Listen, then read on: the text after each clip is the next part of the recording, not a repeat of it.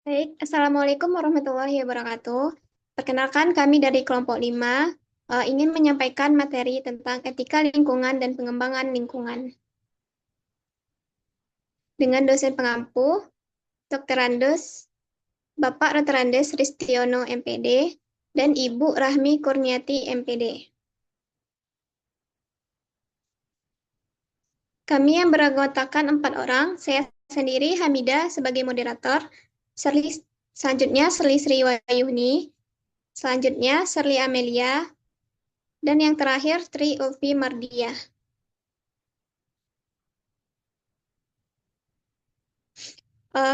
Topik pembahasan kami ada 4. Yang pertama, pendidikan lingkungan hidup. Yang kedua, pengertian etika lingkungan dan pemukiman.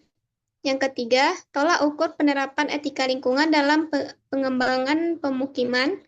Yang keempat, pembangunan berwawasan lingkungan. Untuk materi yang pertama, pendidikan lingkungan hidup akan disampaikan oleh Ulfi. Kepada Ulfi, kita persilakan. Baik, terima kasih kepada moderator. Materi pertama akan saya sampaikan sendiri, yaitu pendidikan lingkungan hidup. Yang pertama, pengertian pendidikan lingkungan hidup. Pendidikan lingkungan hidup membahas setiap masalah yang mempengaruhi suatu organisme. Pendidikan lingkungan hidup mempelajari permasalahan lingkungan, khususnya masalah dan pengelolaan pencemaran, kerusakan alam, serta sumber daya dan konservasinya. Kerusakan alam yang terjadi pada dasarnya lebih dititik beratkan pada kemampuan manusia untuk melihat dengan jangkauan jauh, melampaui batas kepentingan sendiri di samping kemampuan dalam melihat kenyataan yang sebenarnya dalam kehidupan. Selanjutnya yaitu ruang lingkup atau kategori pendidikan lingkungan hidup.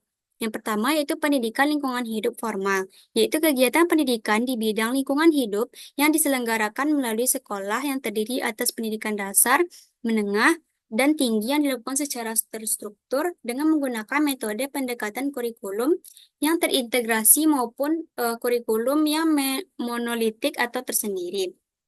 Yang kedua yaitu pendidikan lingkungan hidup non-formal, adalah kegiatan pendidikan di bidang lingkungan hidup yang dilakukan di luar sekolah yang dapat dilaksanakan secara terstruktur.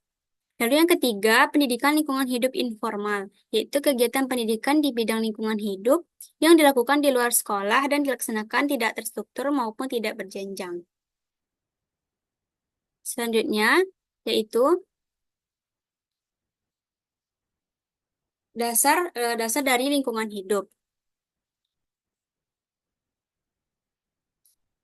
Yang pertama yaitu mempertimbangkan lingkungan sebagai suatu totalitas alami dan buatan bersifat teknologi dan sosial. Yang kedua, merupakan suatu proses yang berjalan secara terus-menerus dan sepanjang hidup, dimulai pada zaman prasekolah dan berlanjut ke tahap pendidikan formal maupun non-formal. Yang ketiga, mempunyai pendekatan yang sifatnya interdisipliner dengan menarik atau mengambil isi atau ciri spesifik dari masing-masing disiplin ilmu, sehingga memungkinkan suatu pendekatan yang holistik dan perspektif yang seimbang.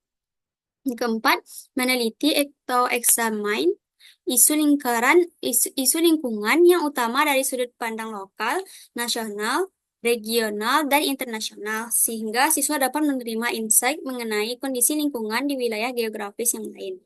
Yang kelima, memberi tekanan pada situasi lingkungan saat ini dan situasi lingkungan yang potensial dengan memasukkan pertimbangan perspektif historisnya. Yang keenam, mempromosikan nilai dan pentingnya kerjasama lokal, nasional, dan internasional. Lalu yang ketujuh, secara eksplisit mempertimbangkan atau memperhitungkan aspek lingkungan dalam rencana pembangunan dan pertumbuhan. Kedelapan, memungkinkan peserta didik untuk mempunyai peran dalam merencanakan pengalaman belajar mereka. Kesembilan, menghubungkan kepekaan kepada lingkungan, pengetahuan, dan keterampilan untuk memecahkan masalah terhadap lingkungan. Lalu yang ke-10, membantu peserta didik untuk menemukan discover gejala-gejala dan penyebab dari masalah lingkungan. Yang ke-11, memberikan tekanan mengenai kompleksitas masalah lingkungan sehingga diperlukan kemampuan untuk berpikir secara kritis, lalu memanfaatkan beraneka ragam situasi pembelajaran dan berbagai pendekatan dalam pembelajaran mengenai lingkungan. Selanjutnya yaitu tujuan pendidikan lingkungan hidup. Pendidikan lingkungan hidup bertujuan untuk mendorong dan memberikan kesempatan kepada masyarakat memperoleh pengetahuan, keterampilan, dan sikap yang pada akhirnya dapat menumbuhkan kepedulian, komitmen untuk melindungi, memperbaiki, serta memanfaatkan lingkungan hidup secara bijaksana. Dengan turut menciptakan pola perilaku yang baru yang bersahabat dengan lingkungan hidup, mengembangkan etika lingkungan hidup, dan memperbaiki kualitas hidup. Sesuai dengan tujuan pendidikan lingkungan hidup, maka kebijakan pendidikan lingkungan hidup di Indonesia disusun untuk menciptakan iklim yang mendorong semua pihak agar berperan dalam mengembangkan pendidikan lingkungan hidup untuk pelestarian lingkungan hidup. Selanjutnya, prinsip pendidikan lingkungan hidup, yaitu suatu proses yang berlangsung sepanjang hidup, mencakup pendidikan prasekolah hingga pendidikan formal dan non-formal. Lalu memandang lingkungan secara keseluruhan, baik alami, buatan, teknologi maupun sosial, dan lain-lain. Lalu memiliki pendekatan interdisipliner, serta menarik karakteristik unik dari tiap disiplin ilmu untuk memunculkan suatu pendekatan dan perspektif yang seimbang, lalu menekankan pada kondisi lingkungan saat ini, dengan mempertimbangkan perspektif sejarahnya. Lalu mempelajari masalah lingkungan dari perspektif lokal, nasional, regional, dan internasional, menghubungkan kepekaan terhadap lingkungan, pengetahuan, kemampuan untuk memecahkan masalah, serta klarifikasi nilai pada tiap tahapan umur. Lalu memanfaatkan berbagai situasi pembelajaran atau learning environment dan metode pembelajaran mengenai kegiatan yang praktis serta memberi pengalaman langsung. Selanjutnya yaitu macam-macam dari lingkungan hidup. Yang pertama yaitu lingkungan hidup alami, yaitu lingkungan hidup merupakan lingkungan bentukan alam yang terdiri dari beberapa sumber alam dan ekosistem dengan komponen-komponennya, baik fisik, biologis, maupun berbagai proses alamiah yang menentukan kemampuan dan fungsi ekosistem dalam mendukung kehidupan.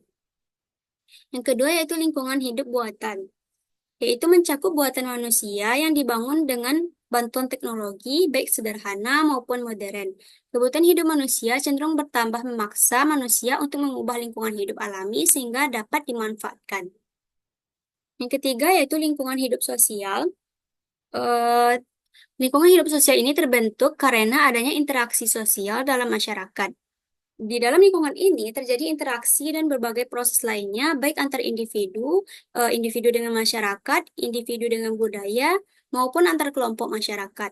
Lingkungan hidup ini dapat membentuk lingkungan hidup binaan tertentu yang bercirikan perilaku manusia sebagai makhluk sosial. Nah, sekian saya kembalikan kepada moderator. Baik, terima kasih kepada Olvi. Untuk materi selanjutnya, kepada Selisri dipersilakan. Baik, terima kasih sebelumnya kepada moderator. Di sini saya akan melanjutkan materi mengenai pengertian etika lingkungan dan pemukiman. Next.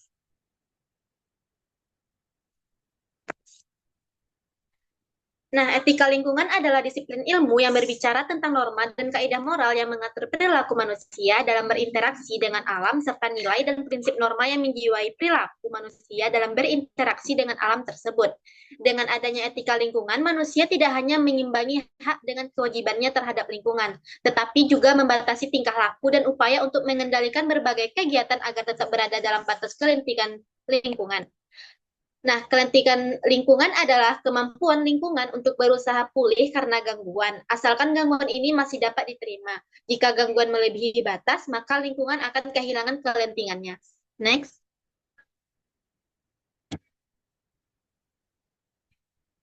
Dalam menerapkan etika lingkungan harus memperhatikan 4 hal, yaitu yang pertama, manusia sebagai bagian dari lingkungan merupakan pelaku utama dalam mengelola lingkungan, sehingga perlu menyayangi semua kehidupan dan lingkungannya selain dirinya sendiri. Yang kedua, manusia sebagai bagian dari lingkungan merupakan pelaku utama dalam pengelolaan lingkungan, sehingga harus selalu berupaya untuk menjaga kelestarian, keseimbangan, dan keindahan alam. Yang ketiga, kebijakan penggunaan sumber daya alam terbatas, misalnya energi.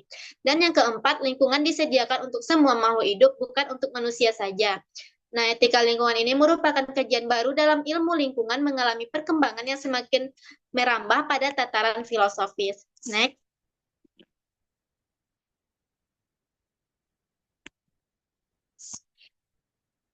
Adapun prinsip-prinsip dari etika lingkungan, yang pertama itu sikap hormat terhadap alam, respect for nature. Dalam pandangan teori hak asasi manusia tentang alam menjelaskan bahwa alam dan segala isinya mempunyai status moral dan hak, maka konsekuensi logisnya. Manusia sebagai pelaku moral berkewajiban menghargai kehidupan alam, kehidupan semua makhluk hidup di dalamnya. Manusia berkewajiban menghargai hak semua makhluk hidup untuk berada, hidup, tumbuh dan berkembang secara alamiah sesuai dengan tujuan penciptaannya. Wujud nyata dari penghargaan itu adalah manusia memelihara, merawat, menjaga, melindungi, dan melestarikan alam beserta seluruh isinya. Next.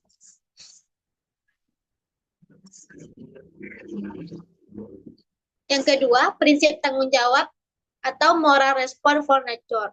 Tanggung jawab menjaga alam tidak hanya menjadi tugas individu, melainkan juga tugas manusia secara kolektif. Wujudnya konkretnya, semua orang harus bekerja sama bahu-membahu untuk menjaga melestarikan alam dan mencegah serta memulihkan kerusakan alam.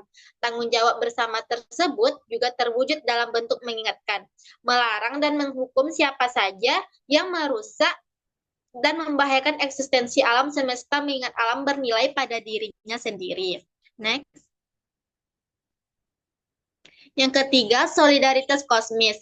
Prinsip solidaritas kosmis ini muncul dari kenyataan bahwa manusia adalah bagian integral dari alam semesta. Dalam pandangan ekofeminisme, manusia mempunyai kedudukan sederajat dan setara dengan alam lainnya. Prinsip inilah yang melahirkan perasaan solidar dalam diri manusia, yakni perasaan sepenanggungan dengan alam dan sesama manusia hidup lainnya. Manusia seperti dapat merasakan apa yang dirasakan oleh makhluk hidup lainnya di alam semesta ini. Manusia bisa merasa sedih dan sakit ketika berhadapan dengan kenyataan memilukan berupa kerusakan alam dan punahnya makhluk hidup tertentu. Next. Prinsip yang keempat yaitu prinsip kasih sayang dan kepedulian terhadap alam. Prinsip etika yang ditekankan oleh pandangan ekofeminisme adalah kehidupan yang setara sama makhluk hidup, sehingga manusia saling mencintai, menyayangi, dan peduli kepada alam. Sebagai komunitas ekologi, manusia menyadari semua makhluk hidup mempunyai hak untuk dilindungi, dipelihara, dirawat, dan tidak disakiti. Ini merupakan prinsip moral satu arah terhadap yang lain, tanpa mengharapkan balasan dari alam yang disayangi. Next. Yang kelima, prinsip moral lainnya yang relevan yaitu no harm. Artinya manusia mempunyai kewajiban moral terhadap alam dan tanggung jawab setara melindungi kehidupan alam. Paling tidak, manusia tidak akan mau merugikan alam secara tidak perlu. Mestinya manusia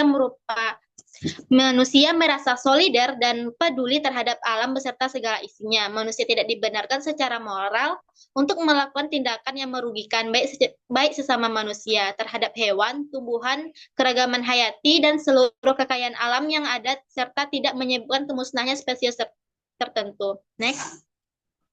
Yang keenam, prinsip hidup sederhana dan selaras dengan alam. Prinsip moral hidup sederhana dan selaras dengan alam artinya simple in means, but rich in ends and values high quality of life. Yes.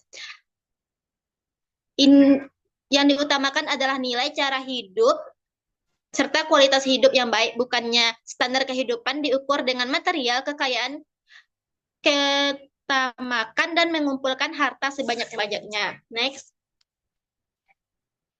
Yang ketujuh, prinsip keadilan. Prinsip keadilan artinya manusia harus baik terhadap sesama manusia, hewan, tumbuhan, lingkungan sekitar, dan saling menghargai kepentingan dan keberadaan masing untuk menjaga keseimbangan alam agar berdampak positif pada pelestarian lingkungan hidup. Prinsip keadilan ini telah masuk dalam wilayah politik ekologi di mana pemerintah dituntut untuk membuka peluang dan akses yang sama bagi semua kelompok dan anggota masyarakat dan ikut menentukan kebijakan publik. Next. Yang kedelapan, prinsip demokrasi. Prinsip demokrasi artinya setiap kecenderungan reduksionis dan anti keanekaragaman serta anti pluralitas bertentangan dengan alam dan anti kehidupan. Oleh karena itu, setiap orang yang peduli pada lingkungan hidup merupakan orang demokratis. Prinsip Prinsip demokrasi ini sangat relevan dalam bidang lingkungan hidup, terutama dalam pengambilan kebijakan di bidang lingkungan hidup yang menentukan baik buruk moral politik yang menjadi garansi bagi kebijakan perlingkungan hidup. Next. Yang ke-9, prinsip integritas moral. Prinsip integritas moral mengacu kepada pejabat publik yang memiliki jabatan tertentu dalam menjalankan tugasnya, mampu menjadi contoh, panutan yang baik, jujur, memiliki etika dan moral yang terhormat, serta memegang teguh prinsip-prinsip kebenaran. Singkatnya, pejabat dituntut untuk menjaga dirinya, kelompok, maupun masyarakat yang ia pimpin. Next. Nah, adapun pengertian dari pemukiman ini adalah bagian dari lingkungan yang hidup di luar kawasan lindung, baik yang berupa kawasan perkotaan maupun pedesaan yang berfungsi sebagai lingkungan tempat tinggal atau lingkungan hunian dan tempat kegiatan mendukung kehidupan dan penghidupan. Nah, pemukiman ini adalah perumahan dengan segala isi dan kegiatan yang ada di dalamnya. Berarti pemukiman ini memiliki arti lebih luas daripada perumahan yang hanya merupakan wadah fisiknya saja. Sedangkan pemukiman merupakan perpaduan antara wadah alam lingkungan dan jaringan, dan isinya manusia yang hidup bermasyarakat dan berbudaya di dalamnya. Next. Nah, pemukiman pada garis besarnya terdiri dari berbagai komponen. Yang pertama itu lahan atau tanah yang diperuntukkan untuk pemukiman itu, di mana kondisi tanah berharga dari studi dibangun di atas itu. Sarana pemukimannya lokal, drainase, saluran air kotor, saluran air bersih, perusahaan, serta jaringan listrik dan telepon, semuanya merupakan komponen infrastruktur yang turut menentukan kualitas pemukiman yang dibangun. Yang ketiga, tempat tinggal yang dibangun. Yang keempat, fasilitas umum dan fasilitas sosial, yaitu fasilitas pendidikan dan kesehatan. Next.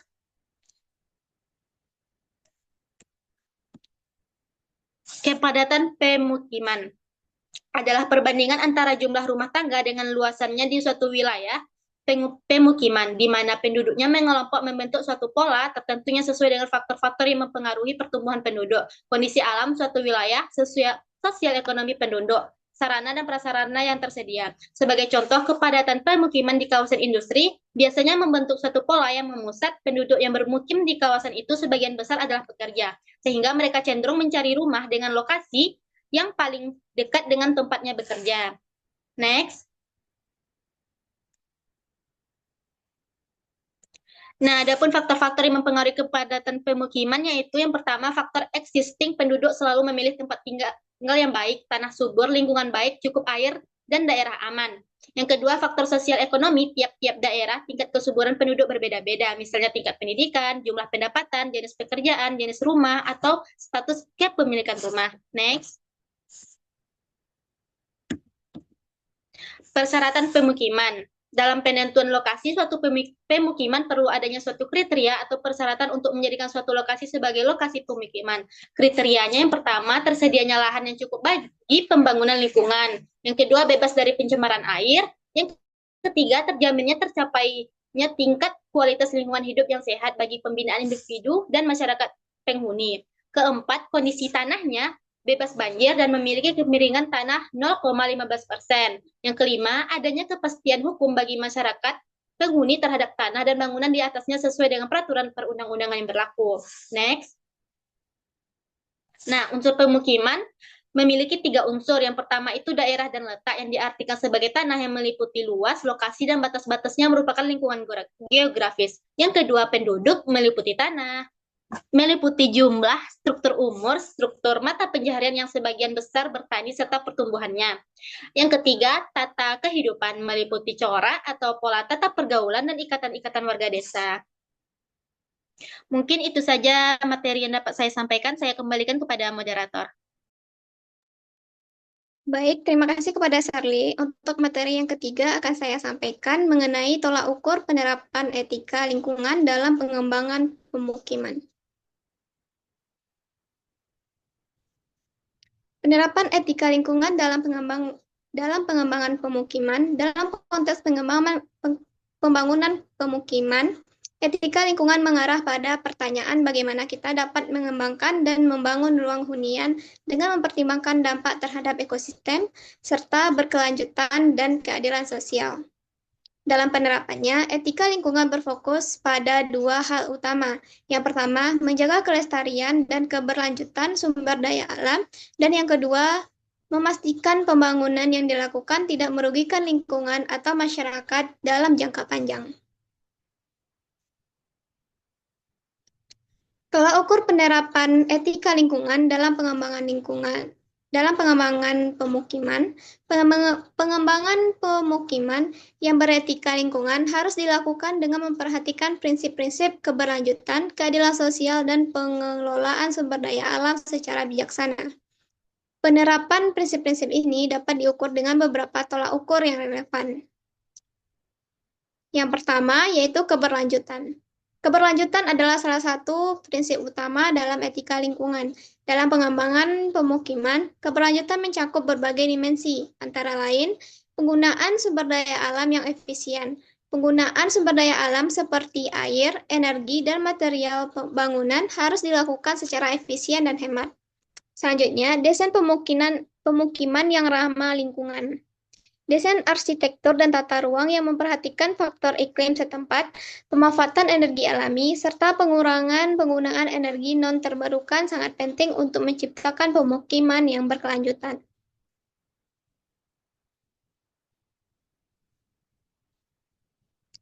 Pengelolaan limbah yang efisien. Pengelolaan sampah di pemukiman harus dilakukan dengan sistem yang memisahkan sampah organik dan anorganik, serta mendaur ulang bahan yang dapat digunakan kembali.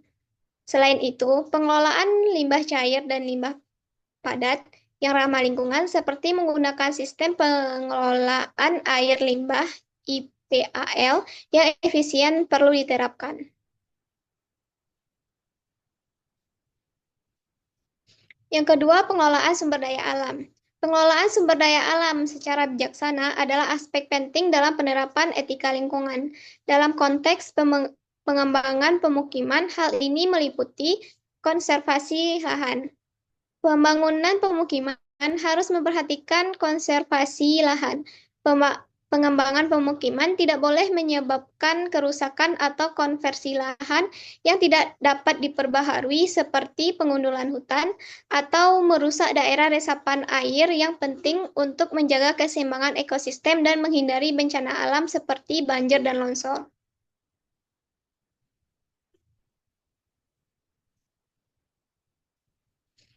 Penerapan prinsip pengelolaan sumber daya alam yang berkelanjutan.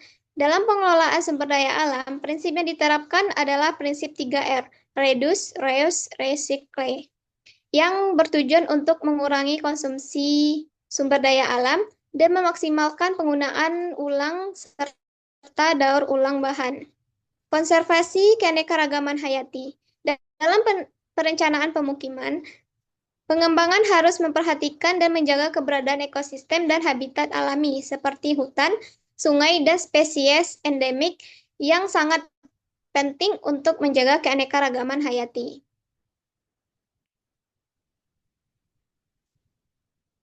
Yang ketiga, pengurangan polusi dan emisi karbon. Salah satu aspek yang sangat penting dalam etika lingkungan adalah pengurangan polusi dan emisi karbon. Proyek pemukiman harus memiliki rencana untuk meminimalkan polusi udara, air, dan suara yang dapat merusak kualitas hidup penghuni dan mengganggu ekosistem.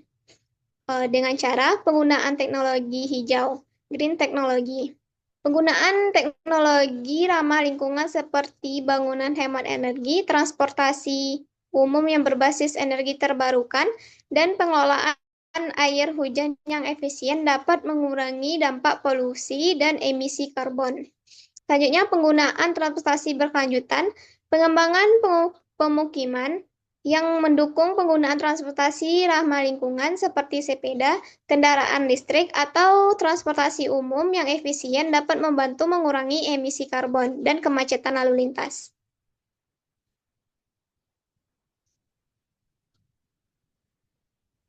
Next.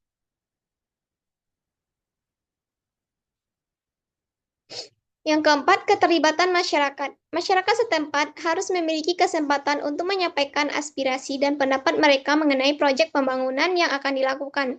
Proses partisipatif objektif ini akan memastikan bahwa pengembangan pemukiman dilakukan dengan memperhatikan kebutuhan masyarakat dan dampak terhadap lingkungan. Next. Penerapan teknologi ramah lingkungan. Beberapa contoh penerapan teknologi ramah lingkungan adalah yang pertama, energi terbarukan dengan penggunaan sistem energi terbarukan seperti panel surya, turbin angin, atau pemanfaatan energi panas bumi untuk memenuhi kebutuhan energi pemukiman. Selanjutnya, pembangunan hijau dengan penggunaan prinsip-prinsip green building dalam konstruksi bangunan seperti penggunaan material yang efisien dan ramah lingkungan, serta penerapan sistem pengelolaan energi yang hemat dan efisien. Selanjutnya, sistem pengelolaan air. Dengan menggunakan sistem pengelolaan air yang efisien, seperti penampungan air hujan untuk kebutuhan irigasi, serta sistem pengelolaan air limbah yang ramah lingkungan. Baik, itulah yang dapat saya sampaikan. Untuk materi selanjutnya mengenai pembangunan berwawasan lingkungan yang akan disampaikan oleh Shirley Amelia. Kepada Shirley, kita persilakan. Baik, terima kasih kepada moderator. Materi terakhir yaitu mengenai pembangunan berwawasan lingkungan.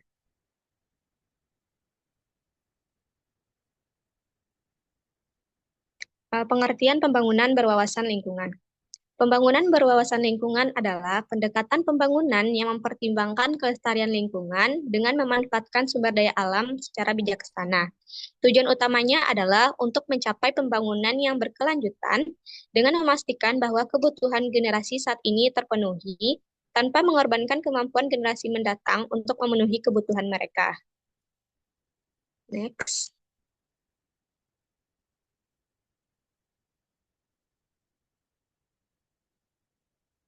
Next. Lalu ada prinsip-prinsip dasar pembangunan berwawasan lingkungan. Yang pertama yaitu prinsip keberlanjutan ekologis. Memastikan ekosistem dapat tetap mendukung kehidupan dengan menghindari eksploitasi berlebihan terhadap sumber daya alam. Prinsip yang kedua yaitu keadilan antar generasi. Melindungi hak generasi mendatang terhadap sumber daya dan lingkungan yang sehat.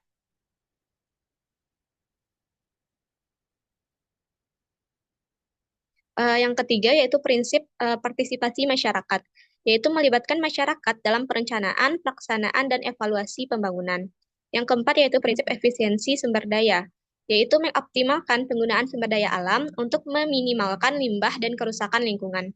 Prinsip kelima yaitu penggunaan teknologi ramah lingkungan, yaitu dengan mengadopsi teknologi yang dapat mengurangi emisi karbon dan dampak lingkungan lainnya. Lalu ada dampak pembangunan tanpa memperhatikan lingkungan.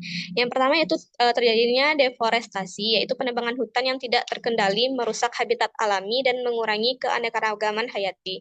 Yang kedua yaitu polusi. Limbah industri dan urbanisasi menyebabkan pencemaran udara, tanah, dan juga air. Yang ketiga yaitu perubahan iklim. Emisi gas rumah kaca yang tinggi dapat mempercepat pemanasan global. Yang keempat yaitu krisis air bersih. Eksploitasi sumber daya air secara berlebihan mengakibatkan kekeringan dan krisis air bersih.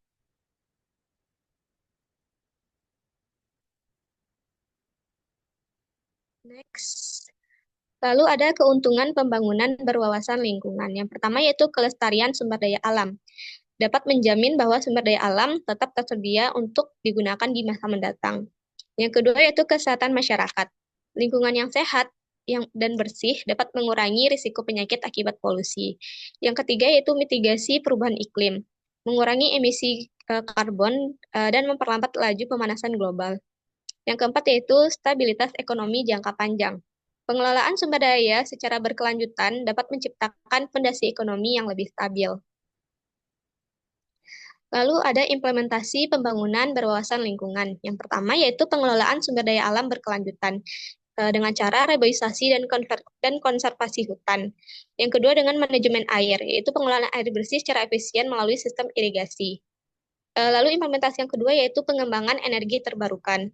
Pembangkit listrik tenaga surya, angin, dan biomasa untuk mengurangi ketergantungan pada bahan bakar fosil. Lalu yang ketiga ada kota hijau, integrasi ruang terbuka hijau dan taman kota untuk meningkatkan kualitas udara dan lingkungan hidup perkotaan. Yang keempat yaitu teknologi ramah lingkungan. Penggunaan teknologi yang meminimalkan limbah dan polusi seperti kendaraan listrik dan sistem daur ulang limbah. Yang kelima yaitu pengelolaan limbah. Dengan menerapkan sistem daur ulang untuk mengurangi jumlah limbah yang berakhir di TPA atau tempat pembuangan akhir. Next. Baik, mungkin hanya itu materi yang dapat saya sampaikan. Saya kembalikan kepada moderator. Baik, terima kasih kepada Shirley. Itulah yang dapat kami sampaikan untuk presentasi kali ini. Bila ada kata yang salah, mohon dimaafkan. Assalamualaikum warahmatullahi wabarakatuh.